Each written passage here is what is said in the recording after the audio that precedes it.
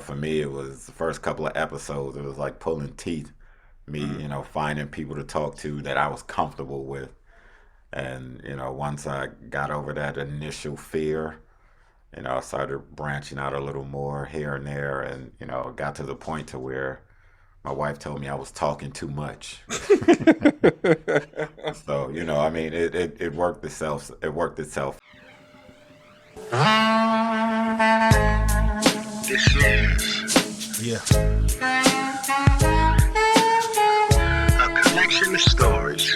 Landover Legend Studios presents. I've been through a lot. The I Can't Make This Up podcast. Yeah. By Big T. At times, I'm afraid for this generation to take over because they're so, to a certain degree, they're kind of lost. And what we see out there, what we see in the streets, and what we see on social media, it's just like, God damn, is this who I have to worry about taking care of me when I'm in the nursing home? When I go to Walmart or wherever, is this who I have to worry about dealing with this generation that doesn't give a shit about anything? So it's just like you said, I have hope for it. And then dealing with the Matrix, Lord knows what they would do with with the things that they can pick up and gain from the Matrix, what they would do with it. So, like I said, I have hope, but at times it's just like it's fleeting hope.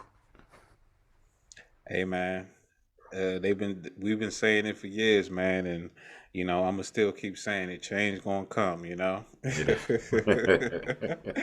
Ladies and gentlemen, I am your host, the Landover Legend, aka Big T, and thank you for tuning in for another episode of the I Can't Make This Up podcast.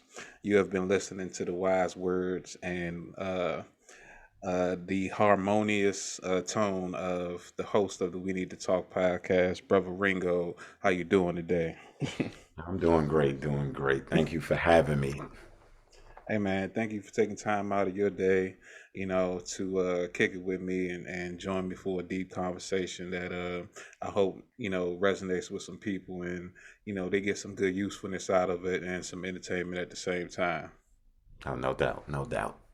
Yeah, man. So, why don't you go ahead and introduce yourself to my audience? All right.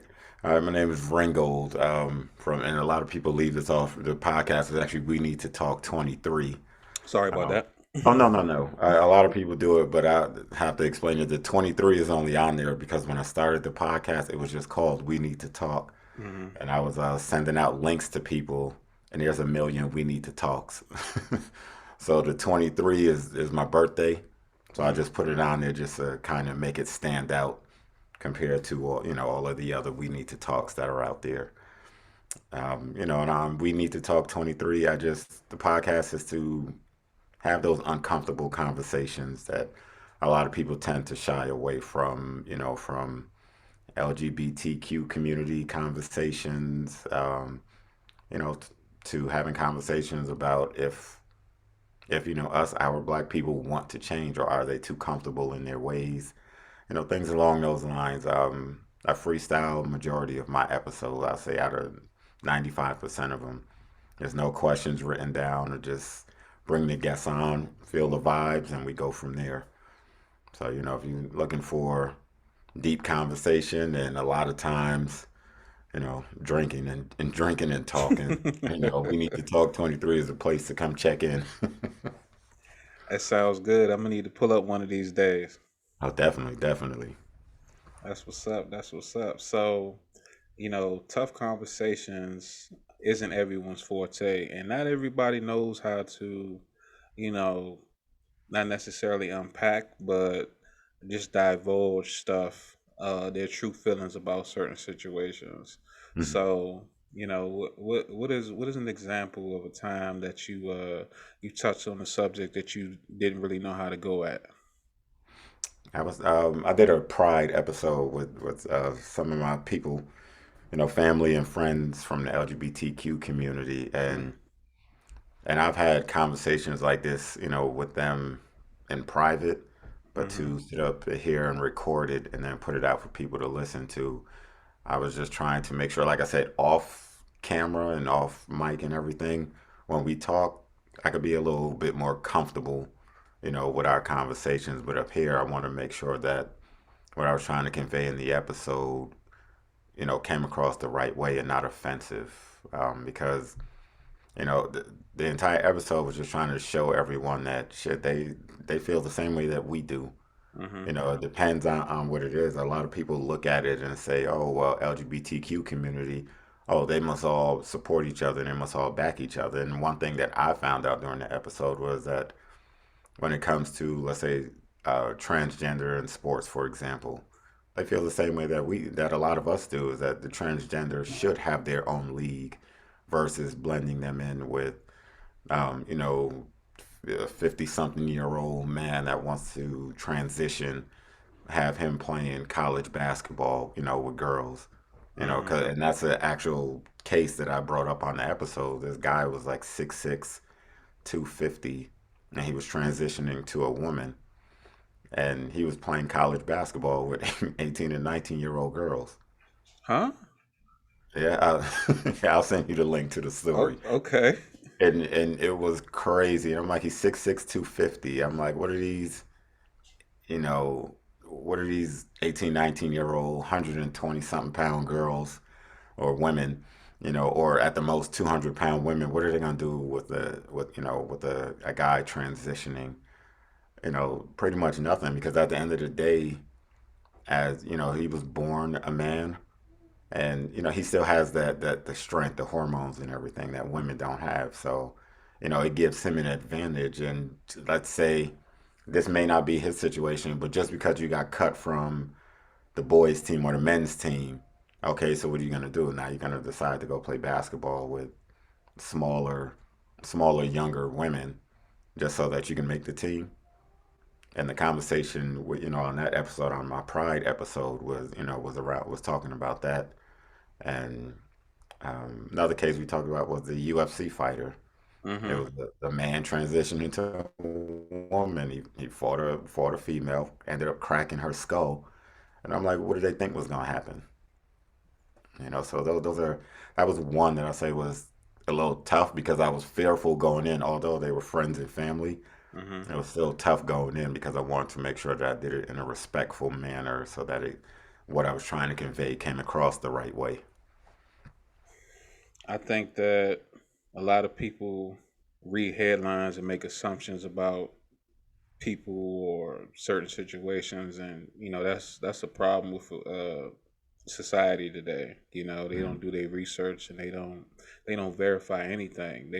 They go for clickbait titles. Like, that's all Yeah. the information they need to make an assumption. Like, pretty much how they say that the police handle certain situations. You know what I'm saying?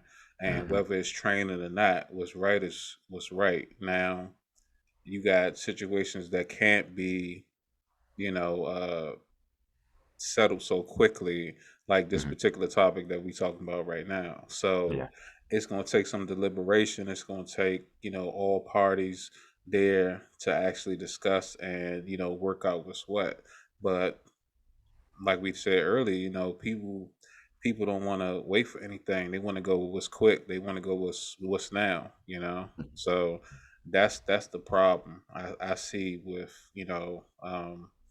making change on certain things like that. So I don't know if I don't know how long it's going to take before you start seeing things kind of balance out, but I Mhm. think that as long as we have platforms that give people, a place to speak on those things that everyone Mhm. isn't talking about, then, you know, then you'll start to see the dynamic shift, hopefully. Yeah, and like I said, for me, and just to cover all my bases with doing that episode, I plan on doing a part two. And the hardest thing the issue that I'm running into is I want someone from the transgender community to come on, Hmm. just so that they can speak their piece. Because I don't want to do an episode and feel like I left someone out. Come on and speak your piece. You might say, oh, well, you got this wrong. And I don't have a problem with being corrected. That's why it's called We Need to Talk. We're conversing. I'm learning. they're learning, and I really want more people to, like I said, get into it and come have those conversations. There's nothing wrong. I don't, I don't hate things because I don't understand it. Mm-hmm. I'm willing to learn. It's not my area of expertise, anything to do with with the transgender community, but I'm not opposed to learning. Just so I don't say something on an episode and it comes off ignorant. Man, unfortunately, ignorant is bliss for a lot of people. If they don't know, then they can't be blamed for their actions, which isn't Mhm. true. You gotta prepare yourself because you can be put in a situation to where you can be looked at as bigoted or phobic, and so don't be a dummy. You know what I'm saying? That's all I'm saying. Do your research. It's enough information out there, but I think the best research is talking to and dealing with someone that's in that community or in that service in that area. Because reading, like you said, it could be you could Google something Hmm. and it could be, a great headline. You click on it and it's talking about some totally different shit. They might give you two paragraphs speaking about transgender, and then you read further down and they're trying to sell you something or some crazy shit. So have that conversation. Okay, so with everything that's going on as of late in 2021, one of the things I see brought up a lot is sensitivity. Do you believe, in your opinion, that in our nation as a whole, we've become overly sensitive to things? Yes. I mean, there's people take offense to to every and anything, and I think and I let me say this: I can't tell people what should or shouldn't make them feel uncomfortable or whatever, but overall, I think we are really, really sensitive now, and I think it's just because when the government, I think, got involved with everything, where I know growing up, I got my ass whooped by my mother, Mm-hmm. and then you got to the point to where the government kind of stepped in and was like, oh, well, you can't beat your kids anymore. And if you beat your kids, then they want to lock your parents up and all of this crazy shit. And I think that was sort of the shift and everything going ultra sensitive. I think it started out really, really slow, and as it moved forward, it started getting worse and worse to where I don't know if a lot of people pay attention to this now, but like when teachers grade papers and stuff, they're no longer allowed to grade in red because they said red is, shows anger. And I'm just like, the kids wouldn't know that if you didn't tell them that.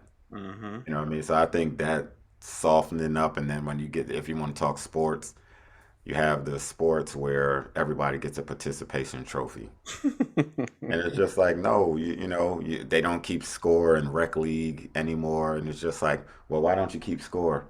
Oh, we don't want the kids to. No, they should understand winning and losing early, because by not teaching them that shit young, you ever try to teach a 30-year-old man or woman what winning and losing is?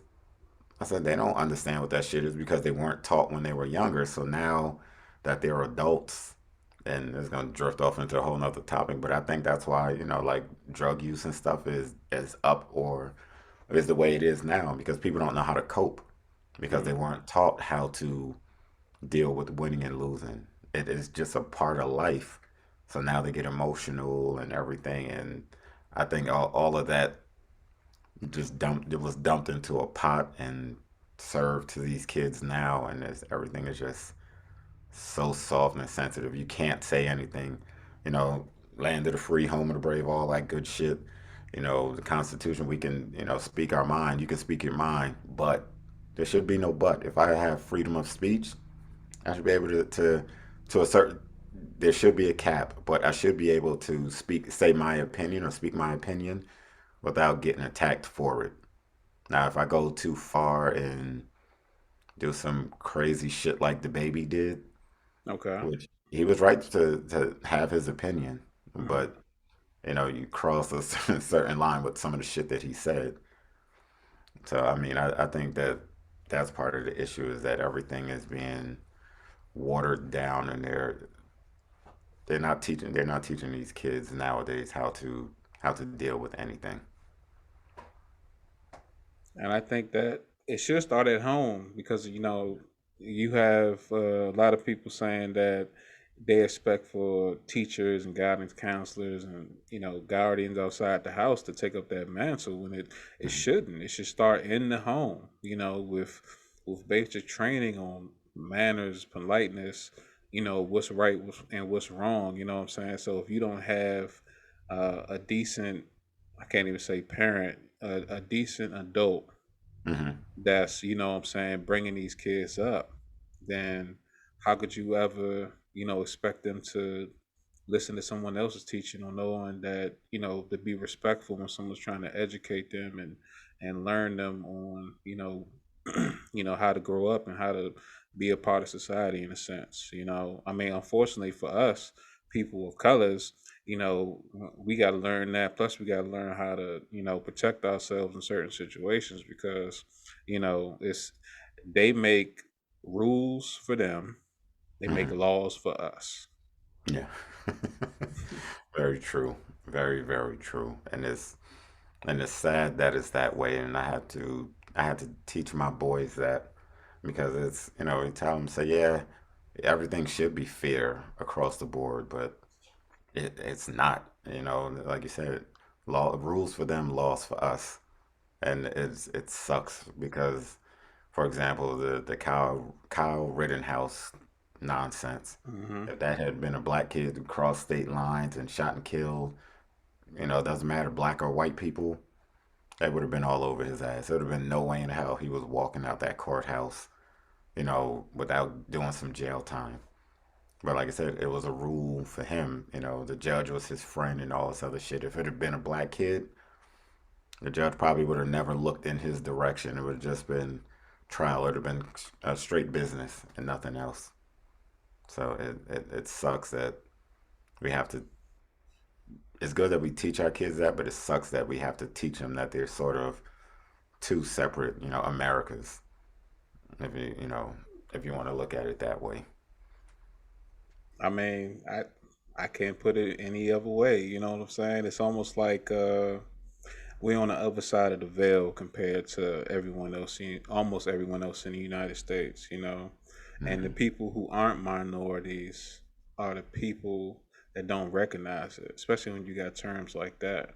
You know, And so and it sucks. It really sucks because a good way to look at it too, I think, is you think about when you board in the airplane, you have your first class, your middle class, and then you got your economy class all the way in the back.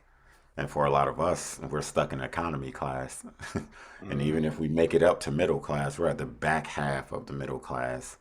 And then there's what, let's say, these numbers aren't confirmed or fact or anything, but let's just say 1% make it up to first class.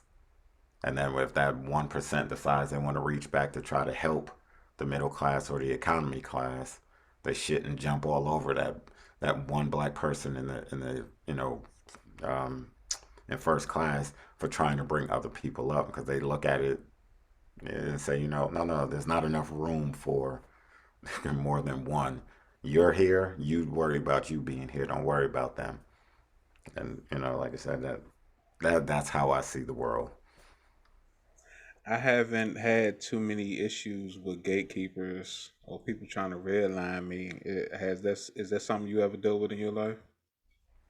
Oh yes, and it's crazy the way that it went down because I'm down here in the Maryland area too.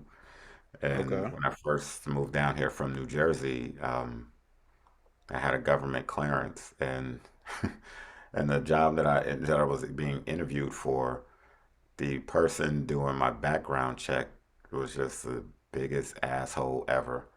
She came into the room and she looked at my resume and looked at my application, and she was just like, "So you mean to tell me you lived in Paterson, New Jersey, you lived in D.C. for a little while, you lived in Arizona for a little while, and you've never been arrested?" And I had to look at it. I was like, Not all black men get arrested. I told her straight up. I said I was too afraid of my mother to get in trouble. So I can't bullshit her there. I was just like, I said, no. I said, if I ever got arrested, I would much rather the cops keep me than for my have to have my mother come up and get me. And then she was just like, she was just saying this to my face. It was just like, it's kind of strange that you've never been in trouble. And I said, not, we all don't get in trouble. I said, that's some stereotype bullshit. I'd never been in any trouble with the law. And she, for the type of clearance that I was getting, I guess she found that strange that I would have that high level of a clearance and never be in trouble. And I was, what, 24, 25. And so that's the one instance that I could really think of where I had an issue with anything along like redlining and shit like that. She was trying to keep me from getting a clearance because she couldn't believe that my background was as clean as it still is. I don't deal with the police. I don't mean that in a disrespectful way, but if I don't have to talk to the police or anything, then I'm not going to. You know what I mean? Hmm. There's no reason for me to be anywhere. I don't party and club and all that type shit because I don't want to have any dealings or run-ins with the cops.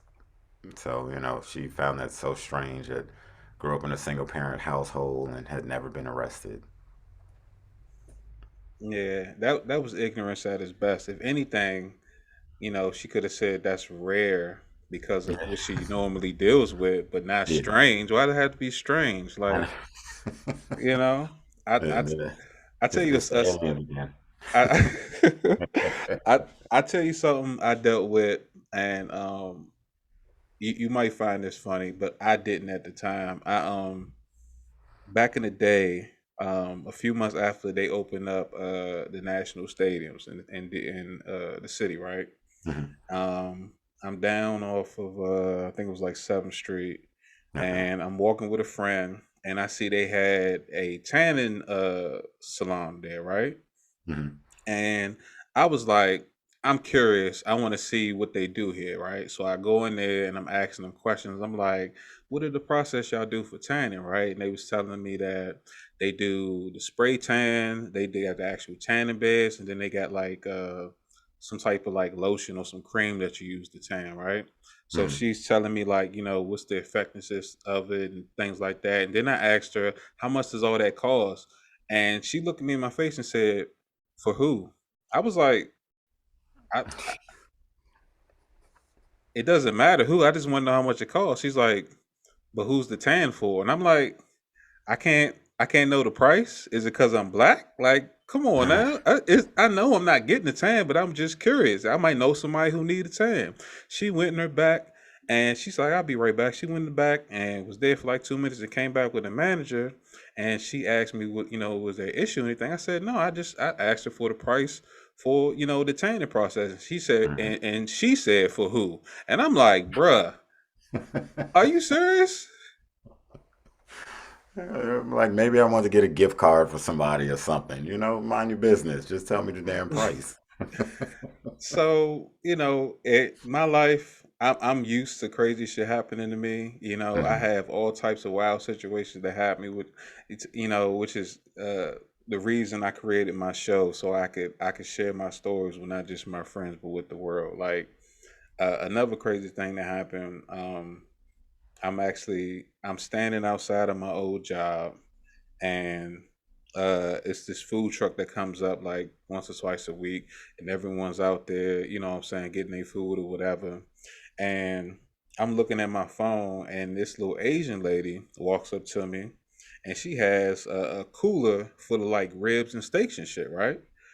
And she's showing them to me, saying, this one's $10, this one's $20. How much you want? I know you want to get it. And I'm like, I said, nah. Actually, I'm vegan, right? I'm just fucking with her, right? Mhm.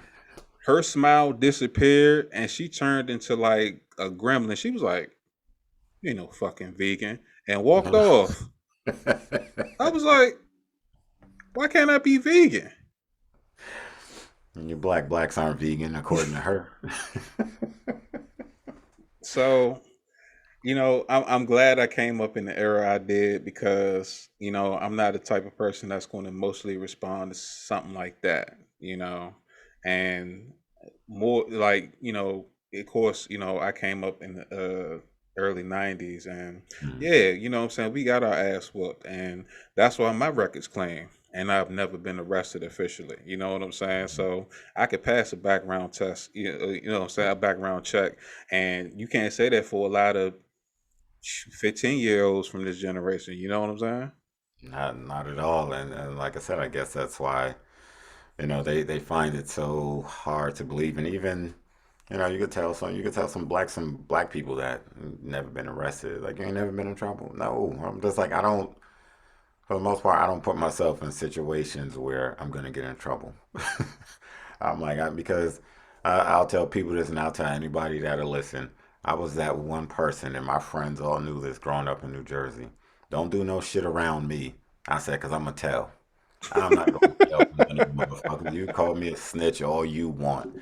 I'm not going to jail for any of y'all. And I'm straightforward with it. So they knew that they were going to do some shit. Nah, we let's let's leave him here. We'll see you when we get back. Okay, cool. Because if I don't know, I can't talk about shit. But like I said, at the end of the day, if I get arrested, you leave me there. Don't call my mother. Just leave my ass right there. So I got to choose between telling on the people that I was with or dealing with my mother. You motherfuckers going to jail. So uh, snitch all you want. I'm straightforward. I think snitching is some stupid shit, but if I tell you up front, I'm gonna tell. That's your choice if you want me with you or not. oh man, I gotta keep that in mind for future references. Hey, I told him, I said, my mother was no nonsense. I'm like, you imagine that shit? You get locked up, you do whatever time you gotta do, then I still gotta go home and deal with my mother? Nah. What was it like coming up in Jersey?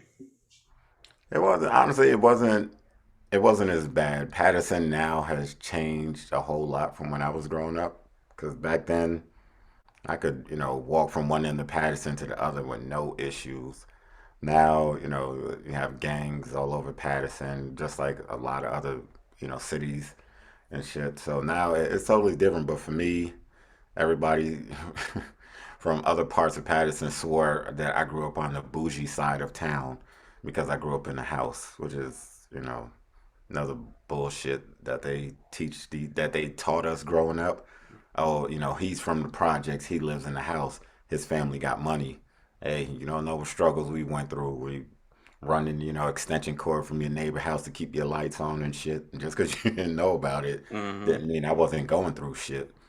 But it was cool. My mother had a lot of freedom. My mother was working all the time, so I was always out and about, but I still never got in any trouble. It was, I played basketball, I played football, I played baseball. So for the most part, I was always busy.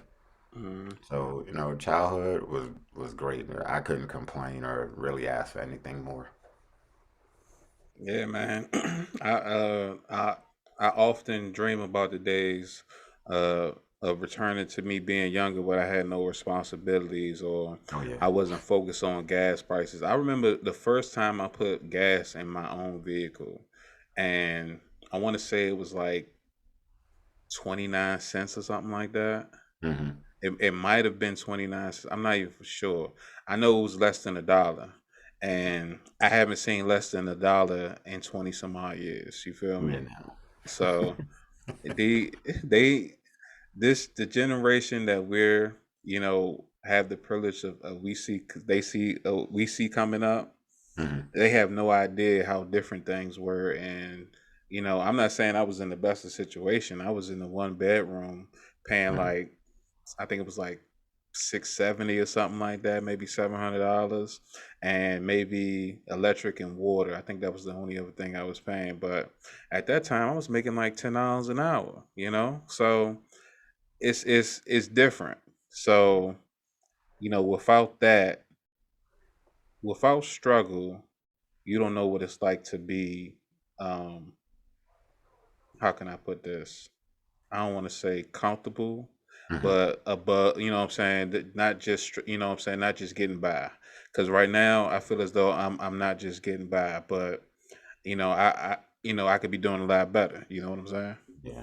And I agree, and I always tell my kids that. And I ask you this: do you think that we make our kids soft, nowadays? Because for me, my wife and I always tell our kids, like, we work as hard as we work so that you wouldn't have to struggle and deal with what we had to deal with growing up. Like I said, I never really gotten any trouble, anything like that. But like I said, shit, I remember running the extension cord from the neighbor's house to our house to keep the lights on, burning candles, opening the oven to heat the house, shit like that. So, Hmm. I tell my kids all the time because my youngest son, out of my three boys, my youngest son swear money grows on trees. He sees something, let's go get it. Yeah, we gotta, wait till payday or wait till I take care of this. Yeah, you got money, you got a credit card. Pull out a credit card. And that's just how he sees stuff. But when we were coming up, it was, you gotta wait till next paycheck or wait till Christmas and things like that. So I think that. So do you think that we overly spoil our kids just so they won't have to I guess, go through the realization that we had to go through? I wouldn't consider it spoiling. That's more of the grandparents department because if they what I'm saying, if they home with us, Hmm. then you get what you get when I allow you to. But Hmm. when they're out the house and they with people that's only with them temporary, they're gonna give them whatever they want because it's an joy to be around them. But also they ain't got to deal with them at the end of the night. You know what I'm saying? They ain't got to bathe them and feed them most of the time. So they send them back home fired up and accustomed to a lifestyle to get what they want. So I don't think so. Hmm. But also at the same time, you have to be real careful with the freedoms you give them because if Yeah. you give them the mindset that they think that whenever they ask for something they can get it, or Hmm. because of the way they act out, they'll get what they want. And then that's how they end up spoiled because they take that mentality out into the real world. And just because Hmm. you cry for something doesn't mean you're gonna get it. That's not how it works. Yeah, and that's the realization we have to, get our youngest son too, because for him, he understands because what we started doing is we started giving him like an allowance. Hmm. So, oh, I want these Pokemon cards or whatever. Okay, go into your money, take out how much is it? $10? A whole $10? You want it, it's coming out of your money. So it's gonna teach you. You either buy this now, give up this $10, or you take $5 now, take $5 the next time you get your allowance, and you buy it then. So now he's starting to really understand the value of money, and it's not just, oh, I see it, I want it, let's go get it now. Hmm. So I mean that's how we kind of, curtailed his his so-called wild spending in his head because he see mommy and daddy have credit cards. Like, no, son, those are debit cards. Just another form of cash. Those are debit cards. That's good to install that regimen into them. I think that if everyone thought that way, we wouldn't have a generation where babies was raising babies. You know what I mean? Yeah. Because you got, at least for me, there has been a lot of younger and younger people having kids, Hmm. and when you see a grandmother that's like in their 40s, that's Yeah. a back in the day that was a rarity, but now that's more often than not now. You know what I mean? Common, So commonplace. Yeah. so I'm just like, depending on that family dynamic, how could somebody who, let's say, is 16 or 17 Hmm. raise a child when they're still a child? You know what I mean? Like Yeah. they they're not gonna find themselves probably for another 10 or 12 years, if that. It's a lot of people in their 40s, coming to a realization that they haven't been who they wanted to be all their life. Yeah. And that's the sad part, like you said, when you see 35-year-old grandmothers and stuff, and it's just like, knock on wood. I'm 40, I'm 40 plus. I'm 42. No grandkids and shit, and I'm just like, that's all you can ask for nowadays. Because like you said, it's younger and younger, 16, 17-year-old fathers, and shit, you got 13-year-old girls pregnant, all sorts of wild shit. So it's it's crazy. Do you think social media is like a should be considered an added blame and responsible for like the actions of these kids because a lot of people putting blame on a tool that people are supposed to use for one thing, but they treat it like it's another. I mean, in a perfect world, hell yes, I would love to blame social media, but in all reality, it's the parents' fault. I mean, Mm-hmm. you have to, like you said earlier, you gotta, monitor. You gotta keep an eye on your kids and what they're watching, how long they're on, TikTok and Instagram and Snapchat, all that shit. That it's more of the parents' fault than it is social media. And I think the people that solely blame social media are just trying to pass the buck.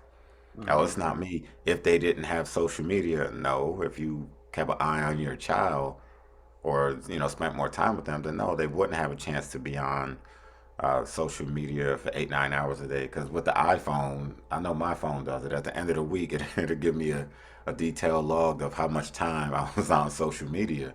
So I'm Mm-hmm. like, so if you ever want to know how long your child's been on there, just pull that thing up in your phone, and it's not an app you download. It's built into your iPhone. You just pull that up, you click on it, and it'll tell you were on Twitter for this long, you were on Facebook for this long, and it breaks it all down. So I mean, I think it's just parents not wanting to accept responsibility that find it okay to solely blame social media on all of the nonsense with the kids. The thing I don't get is if you use a device or a TV to raise your kid, how could you blame something else when you decide to make that the babysitter? You put an iPad in the kid's hand and you leave for a couple hours to do whatever, then Mhm. that's all they know. Yeah.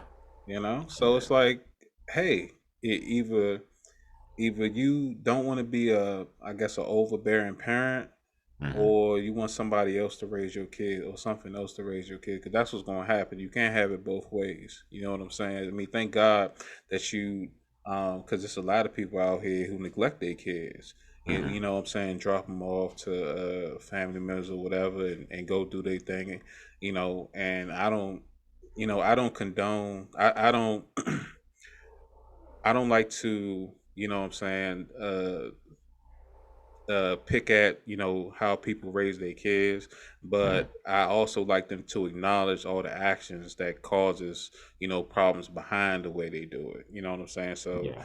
what I'm saying, be self-aware about the situation. Don't just blame it on your child's father or your child's mother or whatever. Like, what I'm saying, you have to be a responsible adult. You have to be a parent and a guardian, which means you're not just watching what they watching on TV. Like, you're molding their mind. You're molding Hmm. their emotions. You know what I'm saying? You're creating, or I ain't gonna say you're creating, but you're educating them outside of school Hmm. on becoming, what I'm saying, the next version of you, a better version of you, because that's what you want. You want you want them to be better than you, and you want your grandkids to be better than them. You know what I'm saying?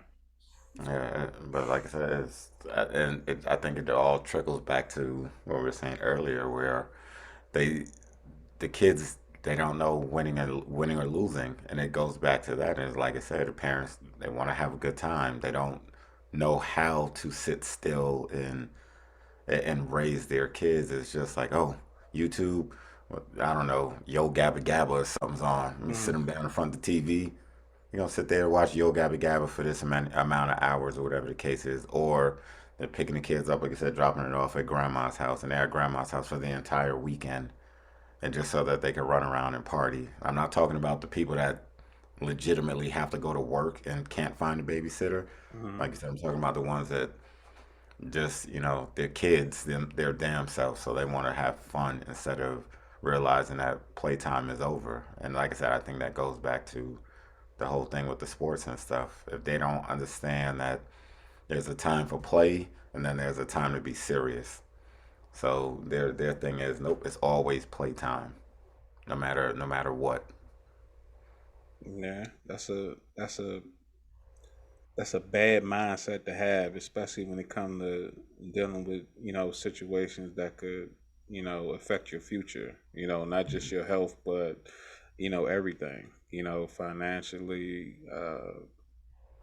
uh, background wise, and everything. Like it only takes one decision can change your life, can change you for the rest of your life. Can what I'm saying? Can alter your path. You know what I'm Mhm. saying? Just like they say how they say that once a person does like a certain drug for the first time, they'll Mhm. never be right again. You know what I'm Yeah. saying?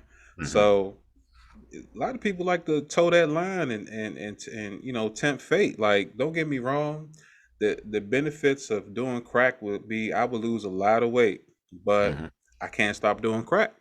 You know Mhm. what I'm saying? So I'm gonna die to achieve a goal I could just work hard for. You know what I'm saying? And other Mhm. people don't see it that way. They see it as I'm invincible. I can do whatever because that's how I was raised. So you gotta break that mindset as well. You know what I'm saying? Like you were saying about kids being spoiled. And you gotta also instill emotional intelligence Oh yeah. because a lot of people don't even understand that concept.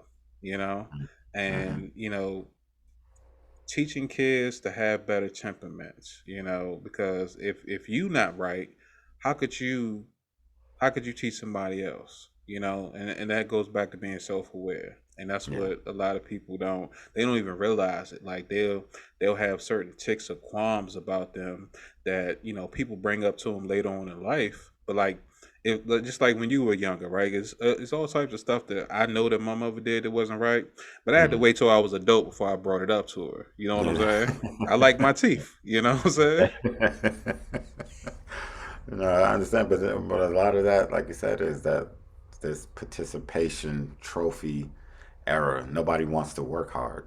They Hmm. just, oh well, shit. When I was playing flag football, I never got on the field, but I got a ribbon. I got a medal, and it's the same thing with life. They look at it nowadays, and it's, well, why would I do all of that when I could just sit back and it's given to me? And then, like you said, they take that from adolescent, teenage, right into adulthood. And then when they get checked as an adult, they're ready to lose their mind. No, it should be given to me. I shouldn't have to work at it to get what I want. And it's just stupid little cycle that's going to continue, with not wanting to work hard. And some of the blame I'll give to the adults on social media, not the kids, the Hmm. adults. They see the IG influencers, they see the YouTube stars and all this other shit. Like, oh, I could just sit home and do this. No, it looks easy. There's work that goes into that shit. Hmm. You only see the Finished product. hour. Yeah, yeah. You see the finished product. You see that hour that they did, but you don't know they spent 5, 6 hours working on this. And it's the participation trophy. It should be given to me. It should be the microwave generation. Everything right now. I do this for make a 3 minute video. I should have a million hits on this video. Shit like that.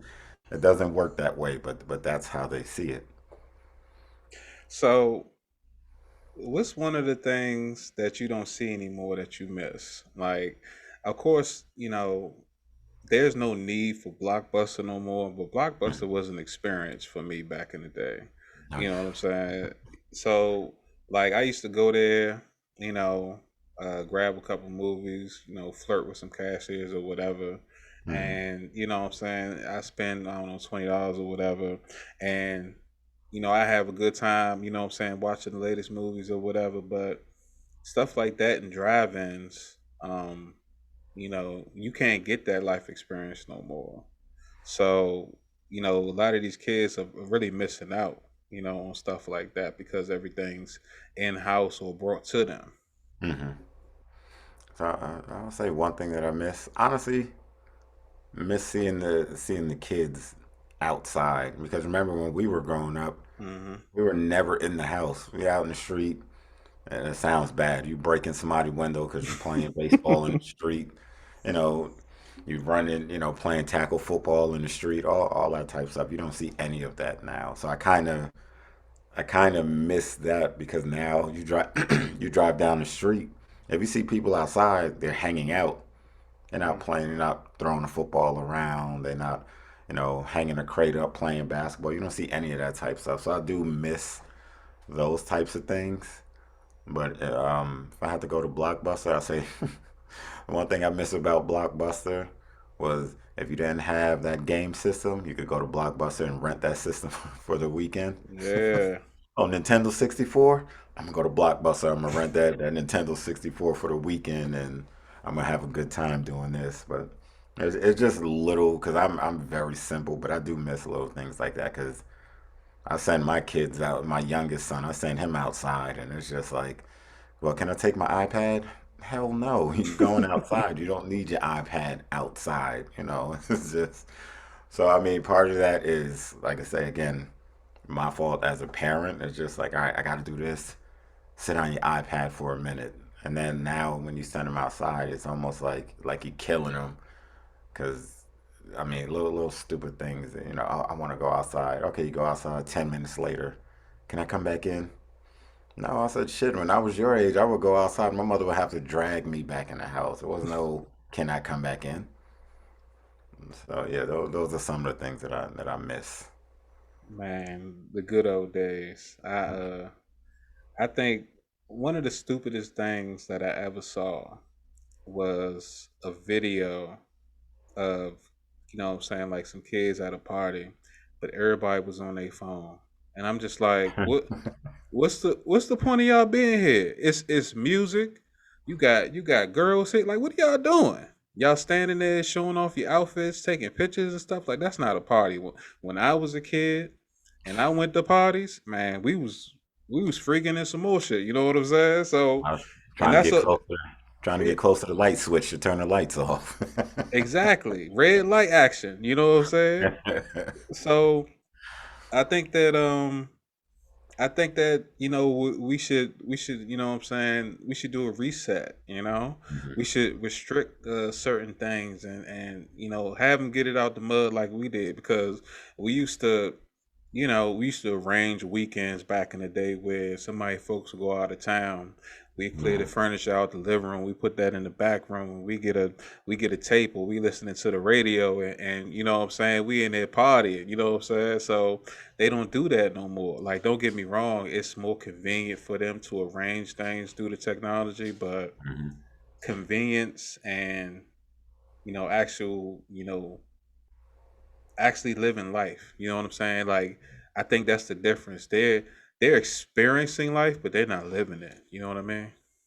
Yeah, I think that, and it sounds bad, but I think if there was like, I'm trying to remember what year that was when we had a total blackout up and down the East Coast. I think they need something like that to happen again. Mm, Just so if all technology is down, just to see how they would function. I think it was 2002, or from I think Detroit all the way down. I was still in Jersey at that time, so yeah, everything went out. We just sat on the porch, and you talk to your neighbor. The kids run around outside because I think the power was out for, I want to say, 10 to 12 hours, something like that. hmm It was just like, and I think that's what this generation needs because if they can't get on their phone, they're gonna have to find another way to entertain themselves. So, like you said, a total reset would be great. It would drive some of these kids crazy because then they would actually have to communicate face to face with people, but it's needed. Man, you will see kids turn into vampires and some more stuff. Like, the sun hit their skin and they just back up. They not used to that. They not used to mosquitoes. They not used to wanting to stay out, but knowing that when the lights come on, you got to run back home, or that's your ass. You know what I'm Yeah, saying? exactly. Better be on this porch. If I look out there, you're not on the porch. I'm coming to get you. Man, I can't do it. Summer vacation used to be the the goal set for school. I wasn't worried about passing. I was worried about when summer was going to come back, because that mean I got 80 some days before I got to come back here. And not only Mhm. that, I get to hang with, what I'm saying, some of my closest friends. we went places and we didn't, what I'm saying, we didn't go to Six Flags all the times, like, what I'm saying, like they have an opportunity to do, what I'm saying. So Mhm. that's cool to, what I'm saying, to raise kids now to give them chances to do stuff like that, but don't make it a necessity. You know what I'm saying? It's Yeah. a luxury for them. And I think that's the difference that a lot of parents don't understand. You know what I'm saying? They act like if they don't do the must they if they don't do the most, then that's bad parenting. No, that's not what it is. Educating them Mhm. on what life really is what it means to be a parent, you know? Yeah, I mean, my kids still get to experience that. I mean, my two oldest, not so much. I mean, well, not anymore. I have a 20-year-old that's about to be 21 and a 16-year-old. So with my now 16-year-old and my 9-year-old son, every summer they go to Florida with grandma. Get to experience life with grandma all summer, and grandma's not playing that shit. You're not gonna be on your phone all day. Put your phone down. We going to the basketball court. Y'all gonna ride bikes, all that type of stuff. So I mean, my kids still get that, but I and it's a blessing because, like I said, I know with us being adults now and working the way that we have to work to Mhm. keep the lights on and food in the fridge, all that type shit, we don't get the same luxuries that we had, that we were afforded growing up. Because if you think about it, like now, the neighborhood that we live in, I swear I think my kids may be the only kids in this area. Wow. So it's just like if I send them outside, I have to sit outside with them, because I'm like, I don't want to have to worry about somebody driving up and snatching one of them or something. Or if they are outside and I'm not out there, take the dog outside with you. I know anybody gonna come up here and bother y'all with the dog outside. So it's yeah, those type of things. And you're taking me back. I'm out when we get off here. I'm gonna take my kids outside, Go get the basketball and the football out the trunk. We gonna do something. Hey man, I'm glad I could inspire you to do something like that.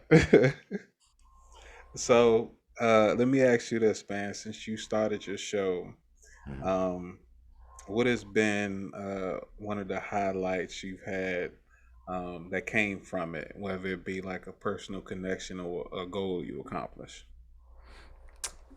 I would say a personal connections is big for me because, like I said, I'm more of an introvert. I don't Mm-hmm. consider myself a big people person, but doing this podcasting thing, it kind of forces you to be a people person. Mm-hmm. So, like I said, coming into it, I never intended it for this to turn into a podcast. But some of the connections that I've made, I think at this point would be lifelong friendships for me because I don't take to a whole lot of people. Mm-hmm. So I mean, like over this past summer, I got to hang out with Dell, Mm-hmm. Del P from Man Cave. I got to hang out with Simone from the Ladies Lair podcast and things like that. And at the beginning of this, could have never foreseen shit like that happening just because of my personality and stuff. So the connections that I've made, and I have a couple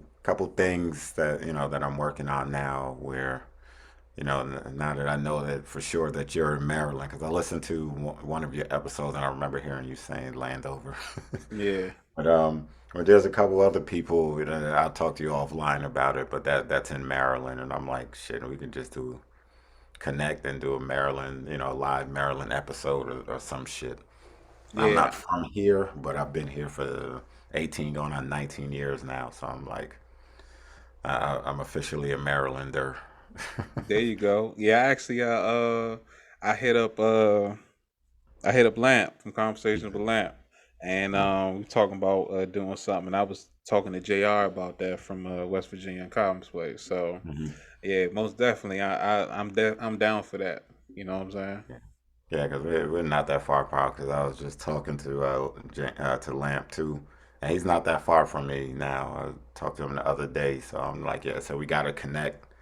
Like I said, do something live. I said I think that's one thing that has been talked about that at least from what I've seen that hasn't been done in person.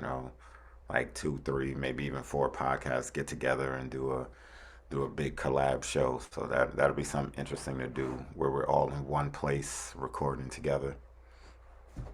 I'm all for that, most definitely. So, 2021, I think at the end of 2020, that that got us over one hump, Hmm. and it's almost like that second tick on a roller coaster, Hmm. but things kind of leveled out, and for the most part, it's been pretty good because last year I was like like my show was an idea for me three Hmm. years ago, but last year, what I'm saying, gave me the opportunity and the push because I had no excuse because I had nothing else to do. Yeah. You know what I'm saying? So, Hmm. after $1,500 in equipment and 10 bad audio episodes, I hit my groove and I got to where I wanted to be, and now I'm here, and now I'm co-hosting another show. I'm writing the scripted series. I'm working on two other shows that I'm about to put out there. These weren't even thoughts in my head, last June when I started, but now I'm busier than ever with things that I feel passionate about. So it's not work for me. It's something that keeps me going. So that's one of the highlights for me. You know what I'm saying, that I got out of the show because now all those thoughts aren't just sit in the back of my head. They go from thought to Hmm. paper to reality. You know what I'm saying? Yeah. Oh, no, I definitely get that, and I'm the same way. I thought, like when I took a break over the summer, Hmm. I really found myself missing the show. It was just like, damn, all right, I didn't record the first week. It was just like, all right, cool. I took a week off. On the third week, I'm walking around with my laptop and equipment. I'm like, I'm about to set this shit up somewhere. I'm gonna record something. So and it was the same for me because for me, I have all of these thoughts in my head, and the thing that like you said forced me to do this was the pandemic because I'm a playwright also, and I Okay. was right at the pandemic when it hit. I think then either in 2 or 3 weeks, I was planning on doing my first play on my own.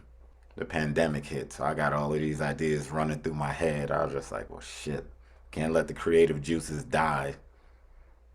George Floyd podcast, and I was just like, well, no better way to get my ideas out there than to jump out there, talk about what I want to talk about, and I haven't walked away from the plays and stuff, but the podcast, I'm having more fun doing the podcast and stuff than than the plays right now. So, Man, that's the beautiful thing about this I don't want to say this brotherhood, but this community that we find ourselves a part of. You know, I think that uh, the platform and the places that we can express our artistic freedoms, mhm. really shines a light and it's inspirational, really. Yeah, Because I got the idea for my show from another podcast that it isn't up anymore. But man, when it was just it was so dope, and I'm just like, man, they don't even look like they working. They just look like they having fun. And I was like, yeah. that's what I want. You know what I'm saying? And then it happened for me, and I was fortunate enough to inspire somebody else to, they didn't start a podcast, but they started a YouTube channel because it's, Hmm. what I'm saying, they always wanted to like do something with like gaming or whatever, and I was Okay. like, man, that filled me, what I'm saying, that filled my heart right there because I was like, damn, I accomplished my goal. I wanted to inspire somebody to, don't sit, not to say necessarily sit on their ass, but don't hold back. You know what I'm saying? Hmm. Go ahead, try it because you never know what's going to happen. You know what I'm saying? Yeah, no, I definitely do. I tell, I make sure, and I know my kids get tired of me hearing me say this, but I tell them, I said, you won't find any more talent in this world than in a graveyard. I Mm. said a lot of people hold on to their ideas, afraid to put it out or, afraid of what the critiques and things they're going to get. I said a lot of people die with ideas and good, great talent in the graveyard that the world could have used. So, like you said, to inspire somebody to do something, because I think it's great when you get a DM or something hey, you mind if I, talk to you about how you got your podcast started? No, go ahead. No, I don't want to record it for a show. I'm like, if you want to ask a question, by all means, because I tell anybody, I don't have no big fancy elaborate setup. It's just Mm-hmm. because at first I was like, I don't want to put too much money into it because I don't know where I'm gonna go with it. At first, like you said, for me, it was just something to do during the pandemic, and I didn't think it was gonna continue afterwards. So, one thing led to another. End up buying a new computer, a new laptop, end up buying a ring light and all of these different things. Because at first, I wasn't thinking about no lighting and all this shit. It was just sit down, get Zoom, press record, and go. And said, hundreds of dollars later, you sitting up there looking at it, and you're like, all right, I got to do something with this shit. And that's part of the reason why I'm like you. It, it's something great. I don't feel that it's work. Mm-hmm. You know what I mean? I enjoy doing it. It's not like somebody hit me up and say, hey, you want to record a show? Now I'm like, God damn it again. For me, it's just like, shit, let's go. I mean, one night I did 3 shows in one night. And my wife goes, you don't want to take a break? I'm like, nah, hell no. I'm like, when people stop paying attention, when people don't want to hear me anymore, that's when I'll stop doing it. Just somebody's come on, man. Enough. Yeah.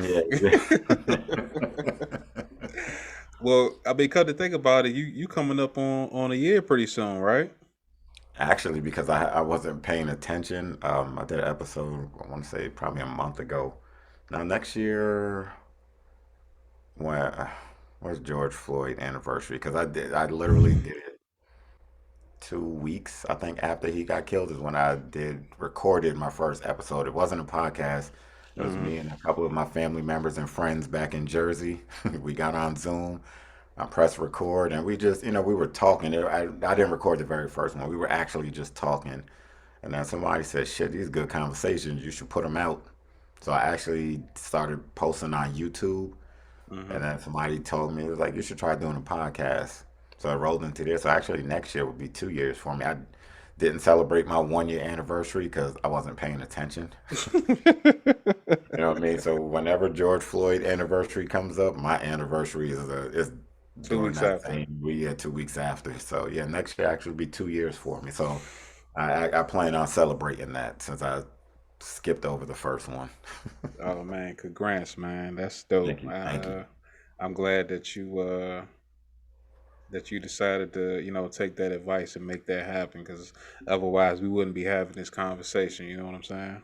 I would have missed out on a lot of great connections, and that's really big for me because coming into it, I was telling myself, I was like, who the fuck am I gonna talk to on a podcast? I said, I know, I'm not a big talker, and then like I said, as things went along, and I could say this, which some people might find shocking, but I could give Smash a little shout out for that because he was one of the first people that reached out to me when I early Mm-hmm. in doing my podcast. He reached out to me. It was like, hey, check this out, blah blah blah, and then that's how I started meeting all of the other people was through connecting with him, and then I started connecting with other people.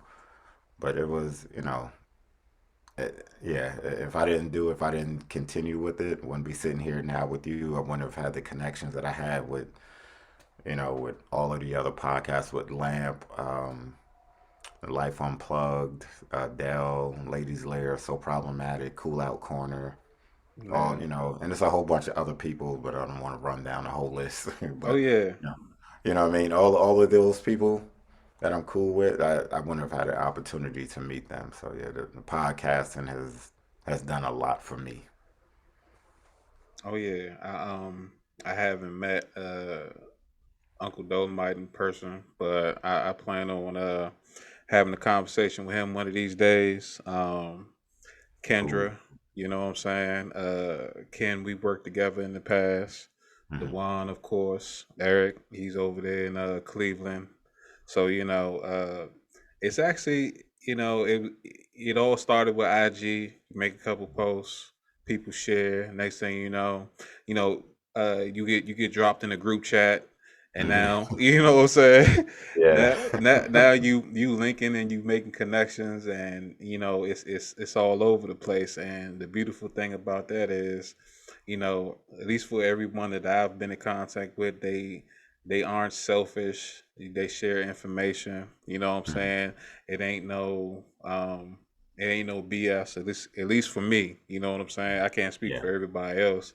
You know, situations come up when you know some things happen. You know, off camera, but hey, that ain't got nothing to do with me. If it's No. one thing you should know about me, I got a PhD in minding my business. You know what I'm saying?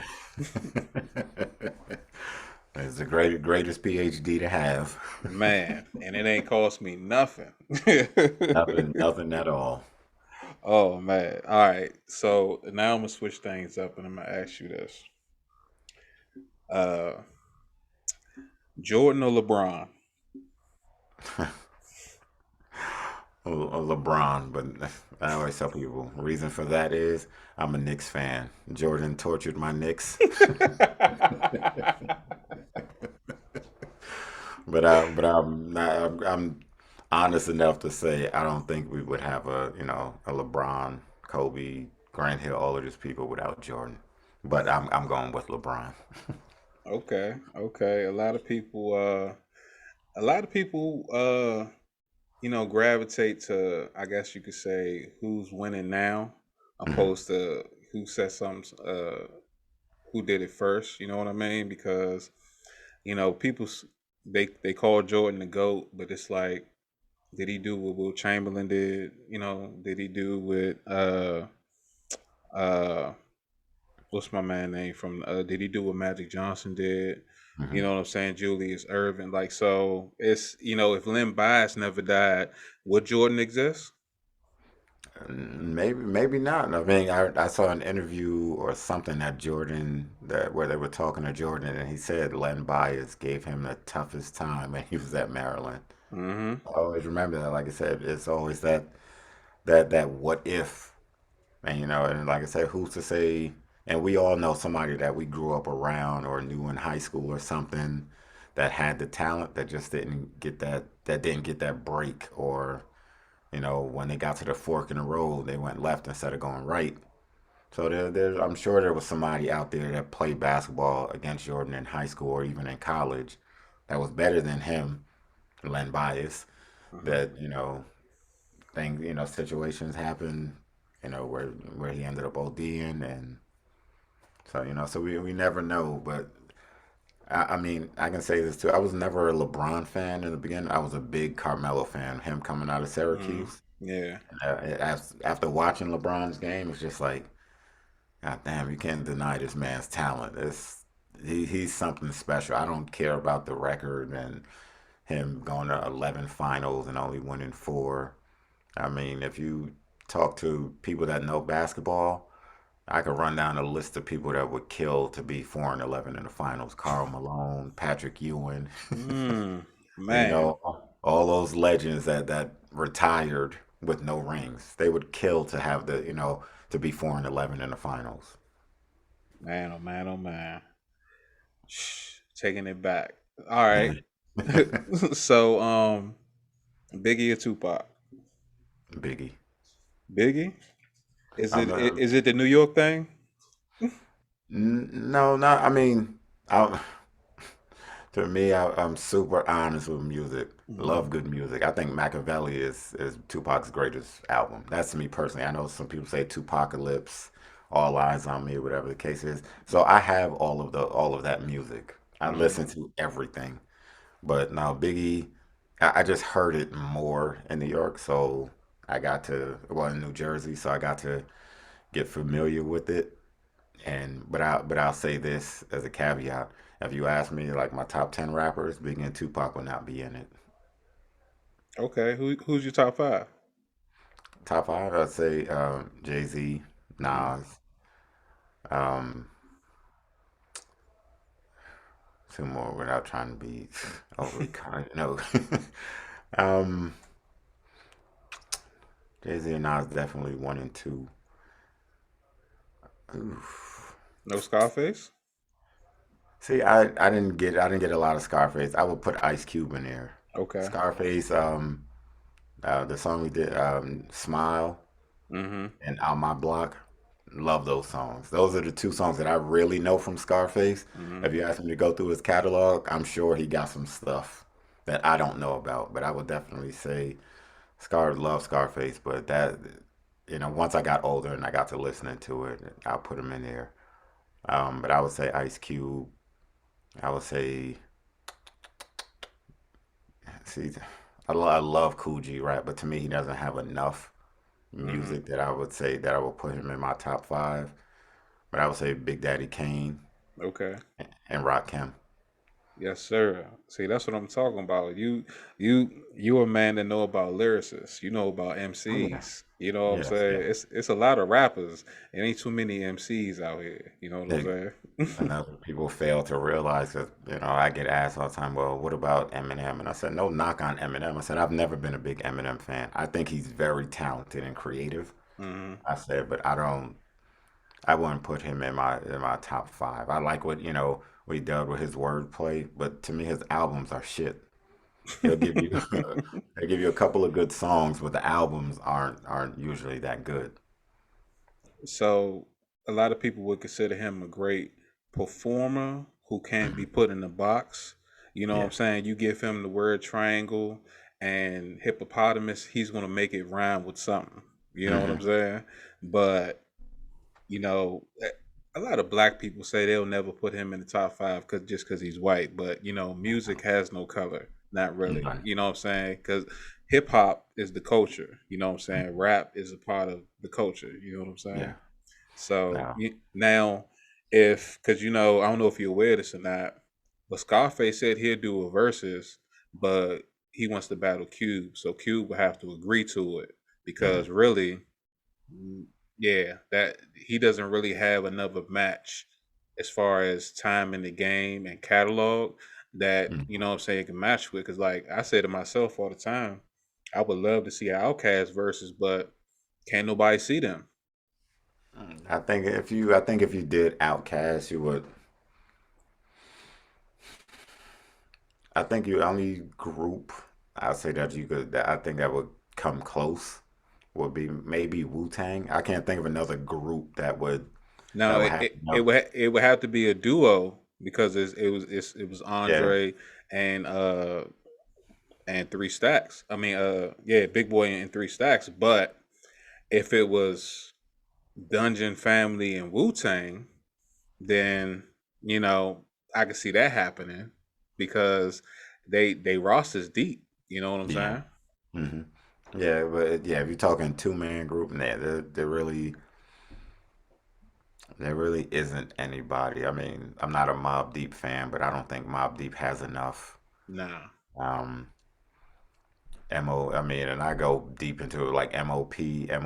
A lot of people don't know enough about MOP for Yeah. for them to be put out there. Onyx isn't everybody's cup of tea. You got to really like Onyx in order to even try and do something like that. But I don't even think Onyx will have enough commercial. And not saying that Outcast is commercial, but they don't have enough Hits. airplay to where people could say, you know what, that'd be a great matchup. You would have to really sit down and listen to Onyx, all of their albums to appreciate what they did. But yeah, I don't think there's anybody, if you're talking just two-man group, that can go up against Outkast. Nah. Onyx had early crunk energy, and now that everybody's ready for that. Before the crunk was a thing. That was them. Yeah, most definitely, most definitely. All right, so I'm gonna hit you with this last one, and I'm gonna let you go. Yeah, okay. Dave Chappelle or Chris Rock? Dave Chappelle. Dave Chappelle.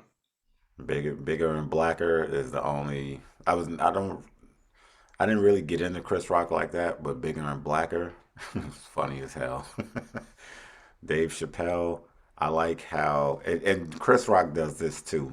So I'm not taking anything away from Chris Rock, but the way that Dave Chappelle flips current day, situations and things like that Mm-hmm. and incorporates it into his comedy and makes it funny and also gets you to think at the same time. D.L. Hughley does a good job of that also.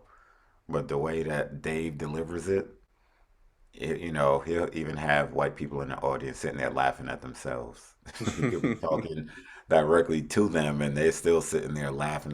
They know what he's about. They know what he's gonna talk about, and they'll still buy a ticket to his show to come sit there and get, ridiculed for an hour, hour and a half, whatever the case is, and you won't hear so much about it. But Dave Chappelle, I'm talking about going back to Half Baked and all of that.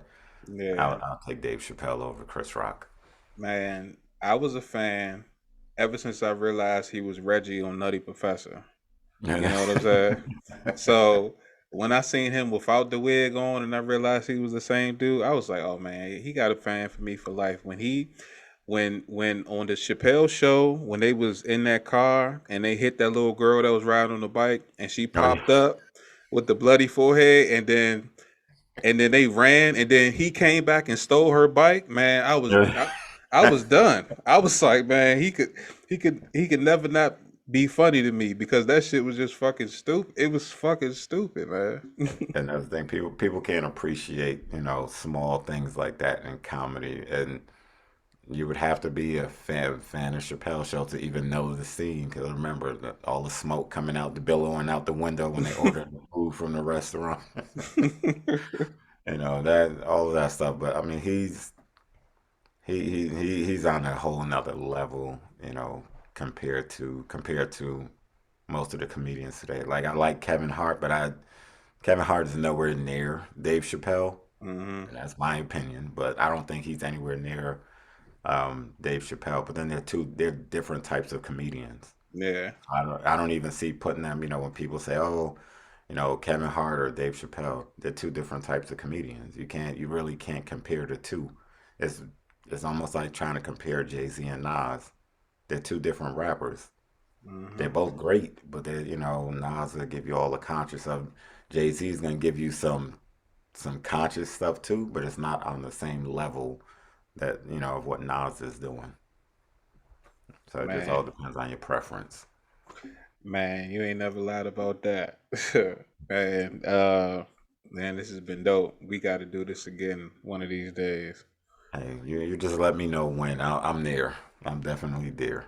Okay, that'll work. I'll work on switching things up now that what I'm saying, now that we got the introductions out of the way, then we could just have a conversation. Oh yeah, most definitely, most definitely. Okay, okay, okay. So why don't you let the people know where they can find you at and if there's anything you want them to look out for. Yeah, you can find me on. I have all social media platforms, but the only two that I really use, I would say, Instagram. You find me at we need to talk 23 underscore pod on Instagram. On TikTok, I know people laugh at me and say you're a little old for TikTok. Love TikTok though. It's greatest place for comedy when I should be sleeping. Okay. But I'm on TikTok also. Same thing. We need to talk 23 pod. Gmail. We need to talk 23pod at gmail.com. And then episode that I have dropping next week. I sat down with the four ladies from We Kind of Old podcast. And I have that episode dropping next week. And like I said, you can find me on all streaming platforms, Spotify, Amazon, Google, Apple, wherever you listen to your podcast, I'm there. I also have a YouTube channel. Haven't posted anything for a while because I kind of fell back from posting my videos, but the podcast is up to date. But if you go there, you could check out some of my earlier work, and I'll actually gonna get back into posting on YouTube again soon. There you have it, ladies and gentlemen. We need to talk 23 with the host Ringo, and I guarantee when you find an episode with a title you like, you're not going to tune out because that's how it happened for me. You know what I'm saying? Once I see your cover art and I read your bio, I'm like, all right, let me check this out. Let me see what they're talking about. And then once the conversation gets my interest, it's like, all right, go ahead and put this on the shuffle. You know what I'm saying? So, if you disagree, please let both of us know, and we will both block you. We'll take the comment, but we're gonna block you. Ladies and gentlemen, I am your host, the Landover Legend, aka Big T. Thank you for tuning in for another episode of the I Can't Make This Up podcast. It's I Can't, for K, Make This Up podcast. You can find me everywhere podcasts are available. I'm also on YouTube, Twitter, Facebook, and Instagram.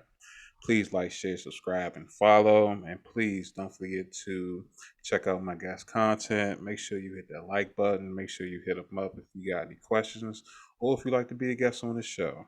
But with all that being said, I appreciate you for listening. Till next time, peace. I can't make this up. Being the wingman got me punched in the face by this crazy chick. I can't make this up. Gave this cool old man to ride home, now I'm harboring the fugitive. I can't make this up. Pinned between the fat chick and the speaker, now my shirt smell like her backside. I can't make this up. It's all bad cause my man about to get stabbed in his hand over french fries. Bet. I'ma let T tell you that story one day, man. It's a good one. And I'ma let the Landover legend do the rest. I'm out.